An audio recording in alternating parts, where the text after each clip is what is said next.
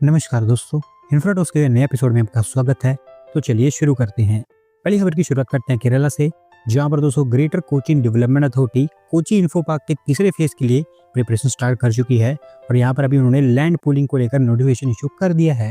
दोस्तों land pooling के बारे में आप जानते हैं कि एक वॉलंटरी पार्टिसिपेशन होता है, जहां पर लैंड ओनर्स के पास ये ऑप्शन होता है कि वो उनकी लैंड देना चाहते हैं या फिर नहीं, जबकि दूसरे बिल्डर्स में ऐसा नहीं होता है। वहां पर सरकार कंपल्सरी लैंड एक्वायर करती है। Greater Cochin development authority 1000 acres of land pooling यहाँ पर करने वाली है। पहले फेज में 300 एकड़ से यहाँ पर टारगेट सेट किया गया है। ऐसा बताया गया है कि अगर 75% ऑफ द लैंड ओनर्स यहाँ पर मान जाते हैं तो इसके ऊपर काम होगा। पहले फेज के अंदर एक एडवांस आईटी कैंपस यहाँ पर बनाया जाएगा और फिर अगर 75% ऑफ द लैंड मिल जाती है तो इन्फो पार्क के तीसरे फेज के ऊपर पूरा काम किया जाएगा, जहाँ पर IT companies, residential areas, commercial hubs, sports and cultural venues, hospitals और एजुकेशनल इंस्टीट्यूशंस के लिए डेडिकेटेड प्लेसेस क्रिएट की जाएंगी। अगली दोस्तों अपडेट तेलंगाना से है, जहां पर दोस्तों तेलंगाना सरकार भी अभी ओवरहेड इलेक्ट्रिक लाइंस को रिप्लेस करने जा रही है अंडरग्राउंड केबल से। ऐसा बताया गया है कि सबसे पहले हैदराबाद के कोर अर्बन रीजन में काम होगा। दोस्तों टेंगल्ड वायर्स आप जानते हैं कि आज के समय में हमारी इंडियन सिटीज के लिए मीनेस बन चुकी हैं।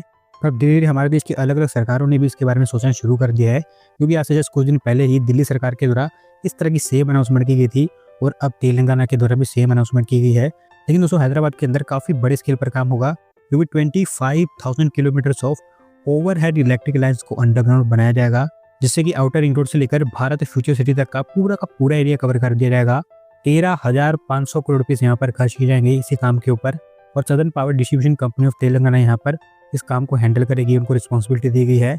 इससे होगा ये कि एनुअली 500 करोड़ रुपीस जो कि ट्रांसमिशन लॉसेस और मेंटेनेंस के ऊपर खर्च किए जाते हैं वो सब के सब यहाँ पर बच पाएंगे। अगली दोस्तों update American use and Tesla से है, जो भारत के अंदर उनका दूसरा शोरूम सेटअप कर चुके हैं। ऐसा बताया गया है कि दिल्ली के एरो सिटी के अंदर 11 अगस्त को ये शोरूम ओपन किया जाएगा। दोस्तों वैसे यहाँ पर टेस्ला की तरफ से 2 अपडेट्स आई हैं। पहला तो इनके द्वारा दिल्ली के अंदर जो शोरूम सेटअप किया गया है वो यहाँ पर इनके द्वारा ओपन किया जाएगा, जो कि काइंड ऑफ सिमिलर होगा बीके शोरूम के।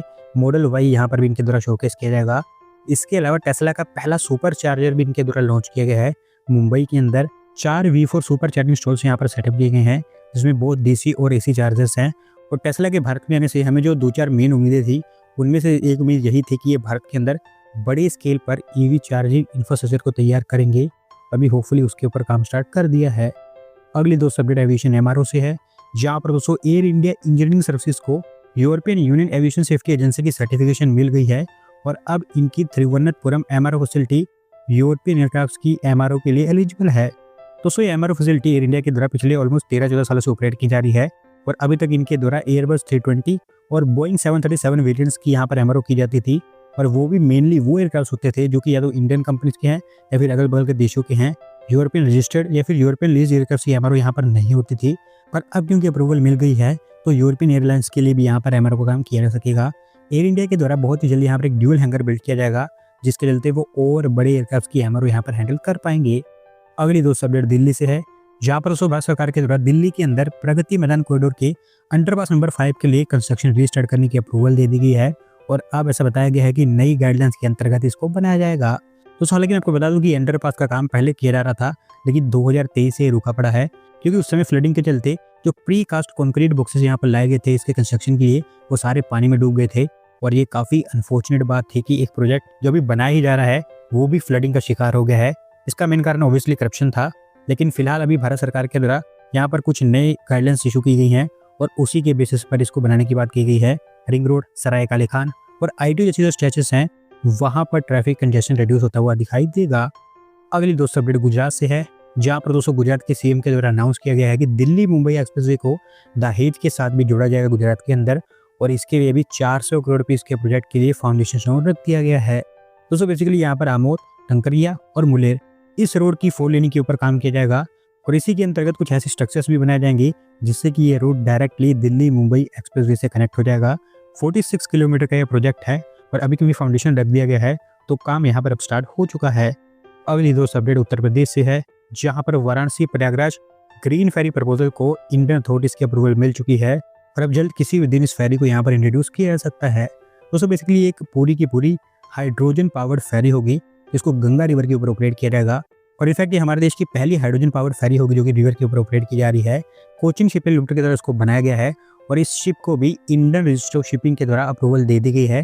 50 पैसेंजर्स की इसकी कैपेसिटी है और 5 हाइड्रोजन सिलेंडर्स यहाँ पर लगाए गए हैं 40 किलोग्राम की कैपेसिटी के। और ये इतने सफिशिएंट है कि ये 8 घंटे तक इस बोट को लगातार ऑपरेट कर सकते हैं।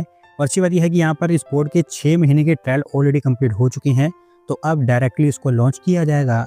अगली 2 अपडेट हमारी रेलवेज की तरफ से है। यहाँ पर north east frontier railway zone के द्वारा NDM6 डीजल हाइड्रोलिक लोकोमोटिव के फाइनल ट्रायल भी कंप्लीट कर लिए गए हैं।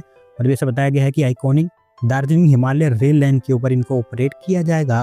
दोस्तों यहाँ पर जो फिलहाल आखिरी ट्रायल कंडक्ट किया गया है वो एक डाउनहिल ट्रायल था दार्जिलिंग से सिलीगुड़ी के बीच में। इनफैक्ट 3 कोचेस को भी यहाँ पर इसके साथ जोड़ा गया था ताकि इसकी रियल टाइम में टेस्टिंग हो पाए। अपील ट्रायल पहले कंप्लीट हो चुका था और उसमें आपको बता दूं कि ये कुछ स्पेशल लोकोमोटिव्स है जिनको दार्जिलिंग हिमालय रेलवे की नीड्स के अकॉर्डिंग डिजाइन किया गया है। इसी टाइप के यहाँ पर 3 लोकोमोटिव्स बनाए जा रहे हैं जिसमें से पहला यहाँ पर पहुंच चुका है और उसी के तो ट्रायल कंडक्ट किए जा रहे थे। 2 के ऊपर काम चल रहा है, अगले कुछ ही हफ्तों के अंदर अंदर वो भी यहाँ पर डिलीवर कर दिए जाएंगे। अगली 2 अपडेट बेंगलुरु से है, जहाँ पर दुनिया की सबसे बड़ी सॉफ्टवेयर कंपनी SAP लैब्स के द्वारा एक नया R&D कैंपस ओपन किया गया है। तो ऐसा बताया गया है कि जर्मनी के बाहर ये इस कंपनी का लार्जेस्ट एवर R&D कैंपस है। दोस्तों SAP ऑलरेडी बेंगलोर के अंदर अच्छे खासे स्केल पर काम करती है, 10,000 से ज़्यादा लोग वहाँ पर उन्होंने एम्प्लॉय कर रखे हैं।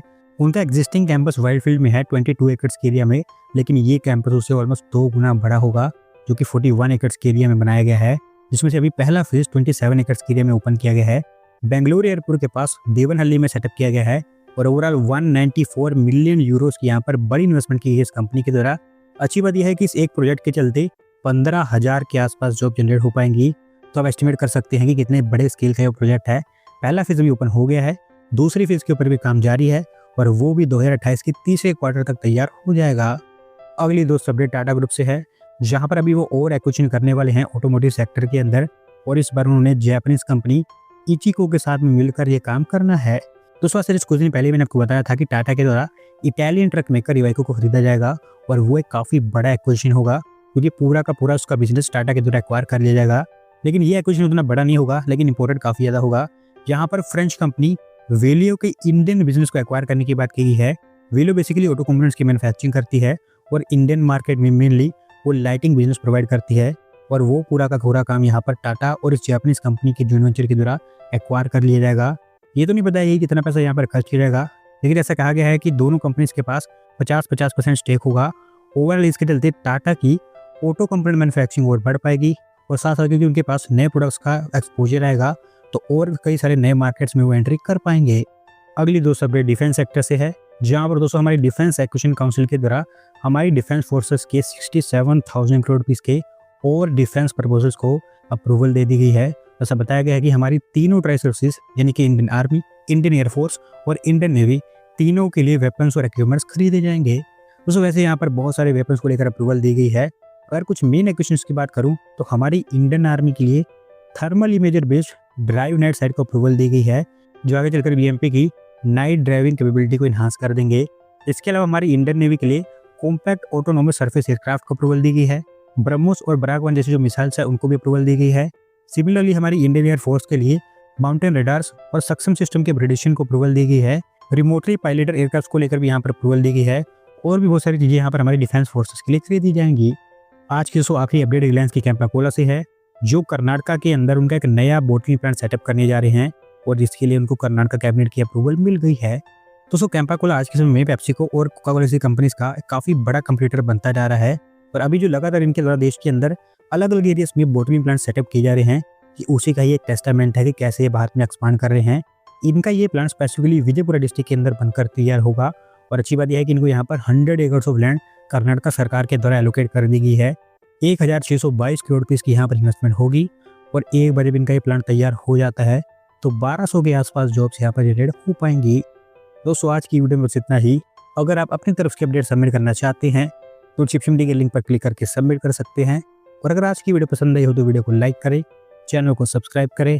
धन्यवाद वीडियो को देखने के लिए।